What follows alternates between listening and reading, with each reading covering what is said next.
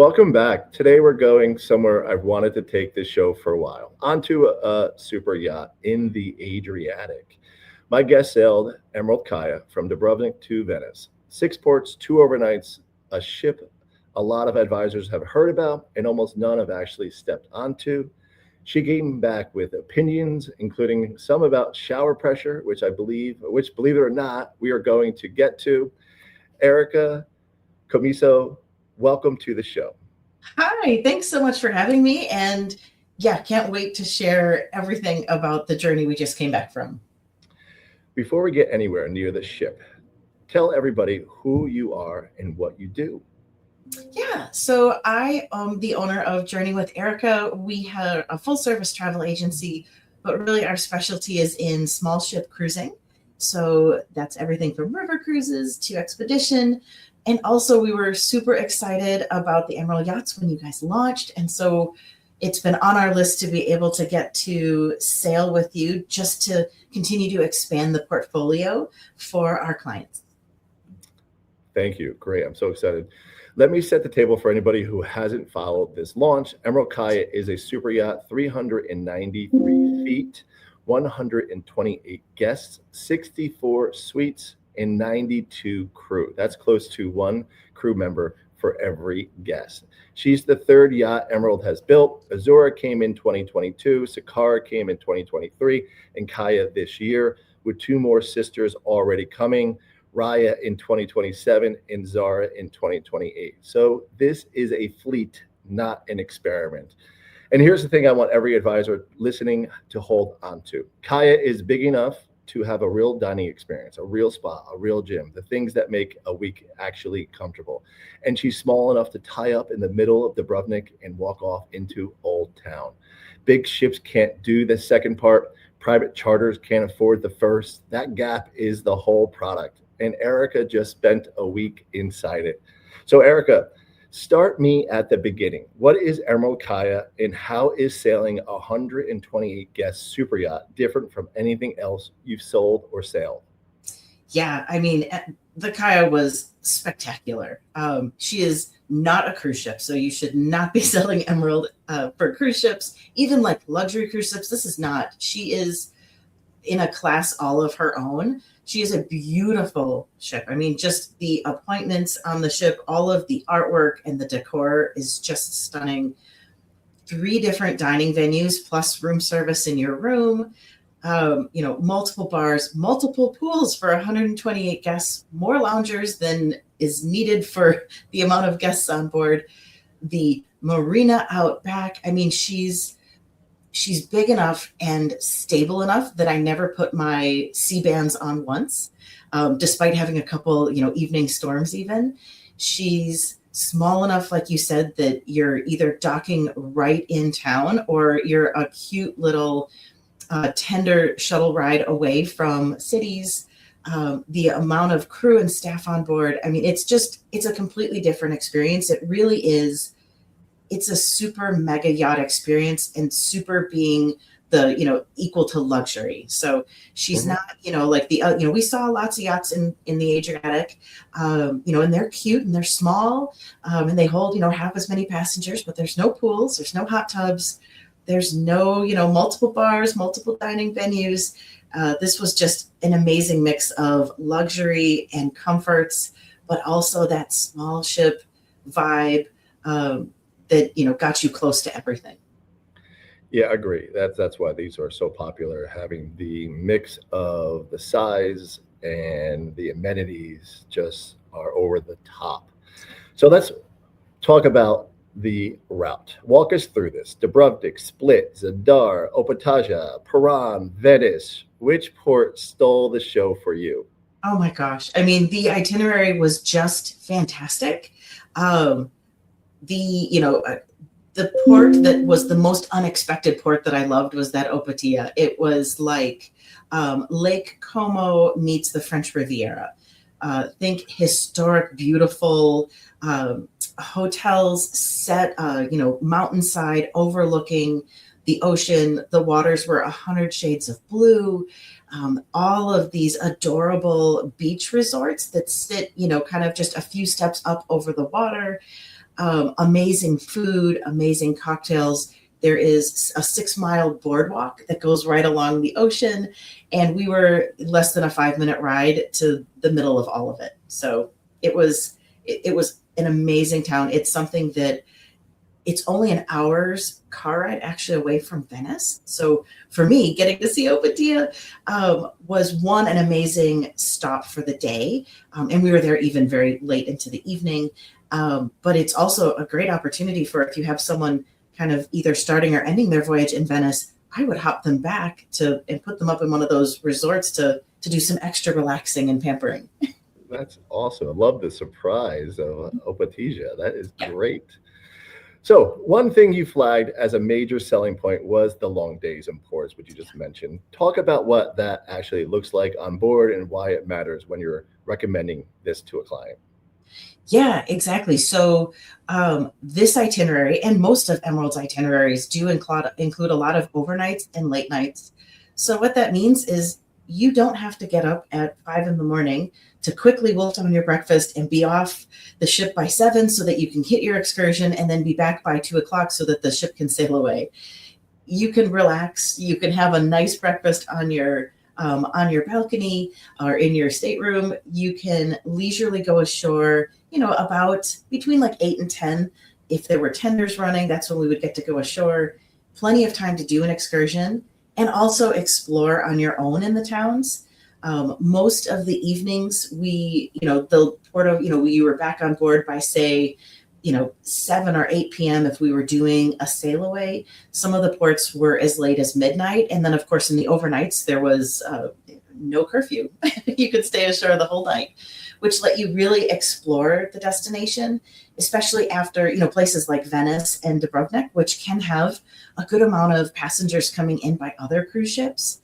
The other ports were very quiet. We were there by ourselves, but in some of those more popular ports, having an overnight means that the tours are gone, the big ship cruisers are gone, so you can actually enjoy the cities, with much less crowds. You can go have a great relaxing dinner ashore. You can just have cocktails and overlook the beautiful waters. It just gives you a lot more time in port to really enjoy and get to be immersed in the destination. It is great that you mentioned that, because there's just a balance of flexibility with when you have that time. And like you said, you don't have to wake up early. You can go have a relaxing breakfast. You can go into town and explore on your own, come back, have an organized tour as well. There's just so many options when you have that time and you're not restrained to just in port at 8 a.m., out of port at noon, and then you're off to the next. Like you do get to really immerse yourself into the destination that way. Mm-hmm. Yeah.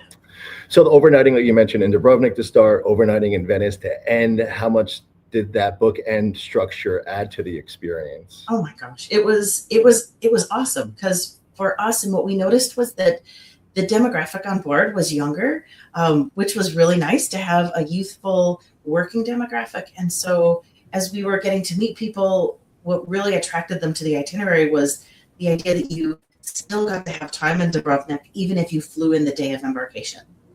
So you could go, people that don't have a lot of vacation days or don't have time to do a 10-day vacation, you can still hop over, be able to come on board. Plus it gave you more time to explore the ports by having that day in Dubrovnik to begin with, and then a whole full day the next day. Plus sailing into Venice. Can I say that was just the most magical thing? If anyone is looking for an itinerary recommendation, Dubrovnik to Venice, the captain, because of the flexibility and our size, he was able to negotiate with the local pilots to delay our sail-in. So there was a few other ships that were sailing in, small ships, but they were sailing into Venice, and they did their sail-ins before dawn. Our captain managed to call and arrange for our sail-in to begin around 8:30 in the morning, which meant, again, we didn't have to get up early. We had the sun already in the air. Everybody watched as we sailed in. The crew had this beautiful champagne set up for us out on the front deck. As we're sailing in, they helped narrate it. They had beautiful music playing. It was just lovely to be able to have, that sail in first thing in the morning, but not like 5 a.m. early.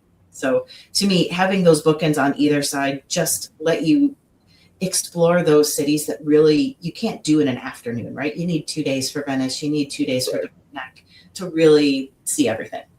Yeah, I do love that. And like you said that, like, because you can get in a day early, so then you have a full day in one of those areas, or stay a day later, so you have that full day, and being able to just start your week off really slowly, and as you progress throughout the cruise. So I love that, and it is super popular to have those bookends, or even just having those overnights in either the beginning or the end of your cruise.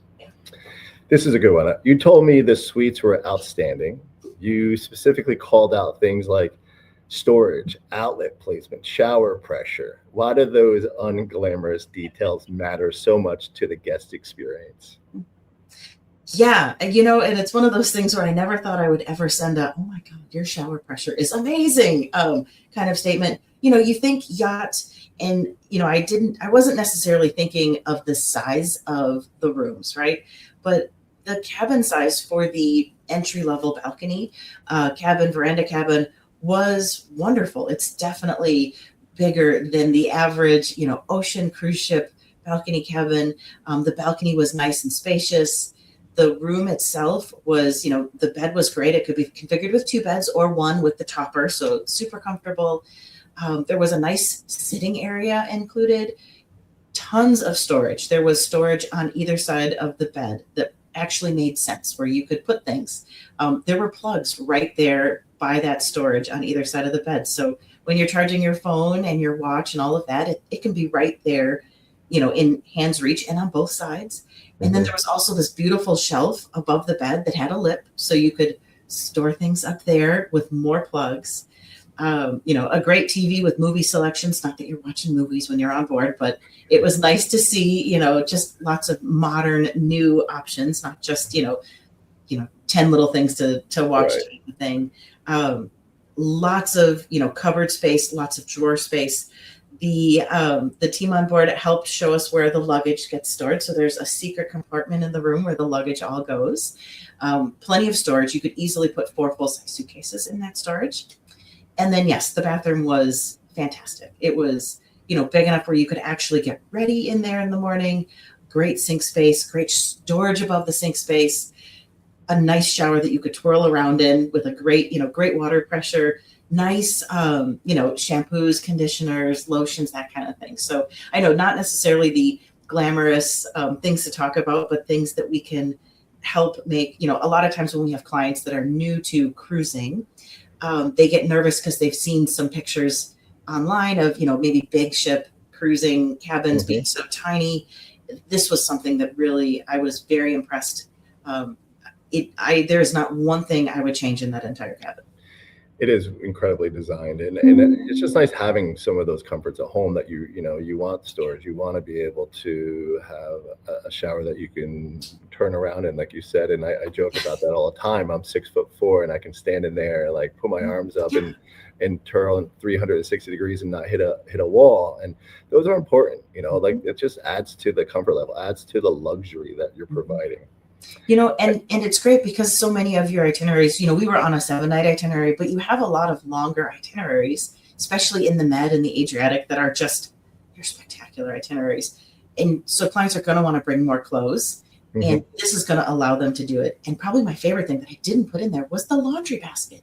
You all provide a laundry basket. It's a collapsible one, so it doesn't take up much space. But it's nice to be able to, in the cupboard, have a laundry basket where you're putting, clothes that maybe need to be laundered. And then there is a complimentary laundry room with 4 really nice washing machines and dryers. And then, of course, there's the paid service as well. But it's somewhat, you have thought of everything when it comes to the cabins. There was nothing that I needed that I couldn't find in there already. Love that.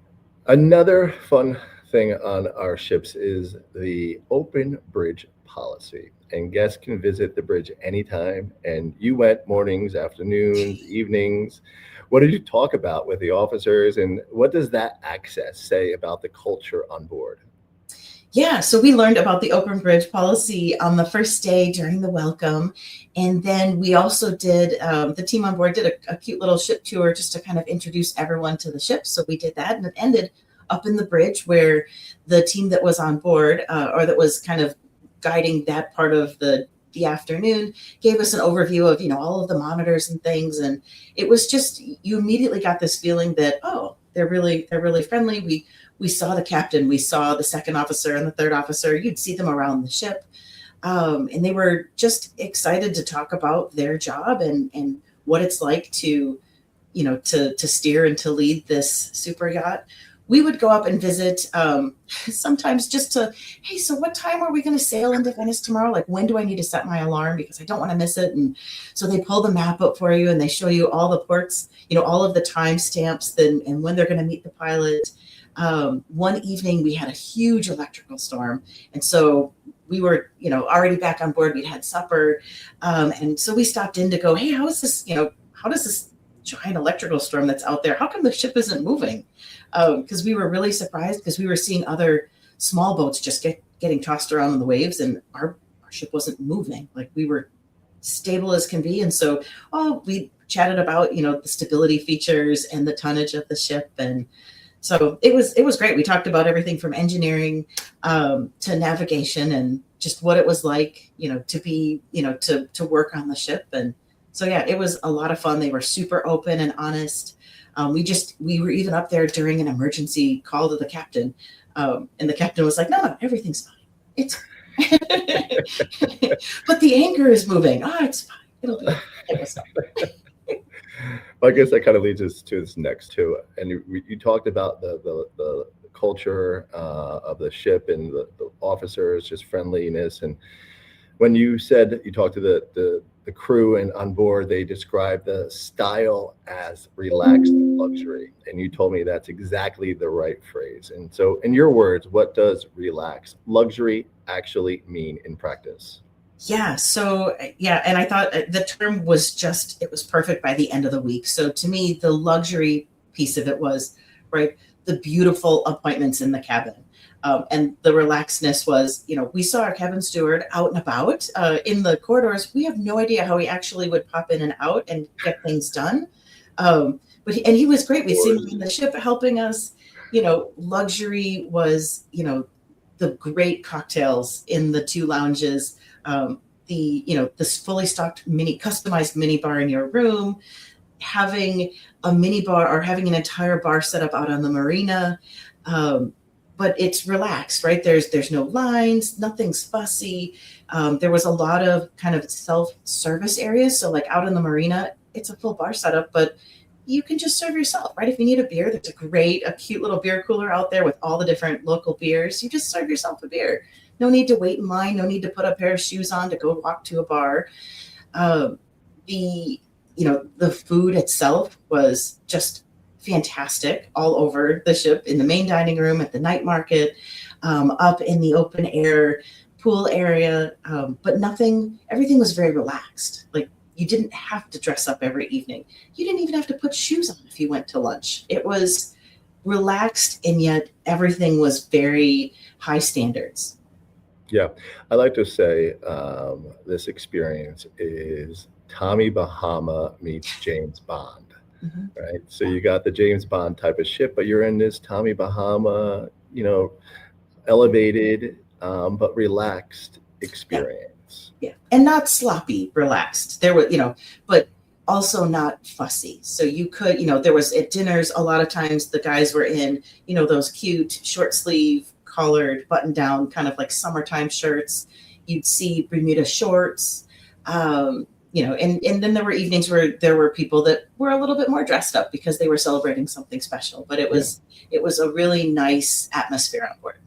Yeah, it's a yacht experience, I think, and that's truly what you would want and see and want to, and that's what I think we're trying to deliver as much as we can, this relaxed luxury. Yeah. And then last one here: what's the single biggest misconception advisors or clients have about yacht cruising that this trip corrected for you? Yeah, I think that the biggest thing for me was that what is the experience really going to be like on board? Is there going to be nothing to do, right? Is it truly just, my room? Is it that floating hotel room feel, or is it something more? And it's definitely something more. So for us, it was the total package of an amazing room, amazing dining experiences, right? The specialty dining in the night market was just, what a fun experience for, 8 guests every evening. Having the marina out back, having the lounge, having multiple pool areas. There really was something for everyone throughout the day, along with just almost unlimited amounts of time in port itself. Fantastic. So Erika, this was great. If you take one thing from this conversation, take this: yacht cruising isn't a smaller version of cruising. It's a different product. The ports are the itinerary. The ship is how you travel between them comfortably, and your client comes home talking about a town, not a ship feature. Well, maybe you might talk about a couple of ship features. Erika, where can people find you if they want to talk about this? Yeah, absolutely. So you can find me at www.journeywitherica.com. That's Erika with a K, Erika. Otherwise, Erika@journeywitherica.com is my email address. You're welcome to reach out. Excellent. And I'll be posting this and tagging you, so there'll be ways of connecting once you see this. So please reach out. And if you want to talk through whether this is a specific client, come find me. I'm Garrett Ziem. I'm the Regional Sales Director for the Midwest Scenic Group. Before we wrap up, here what I would like to do for you listening, a consumer or an advisor. To my advisors, partners, pull up one client who told you they're done with the big ships. You know the one. Consumers, think of the trip you keep saying you'll take one of these years. You know the one. Of course, call your favorite travel advisor, maybe even Erika. Then look at this Adriatic sailing on Kaia and see if it fits. Thanks for listening. See you next time. Bye.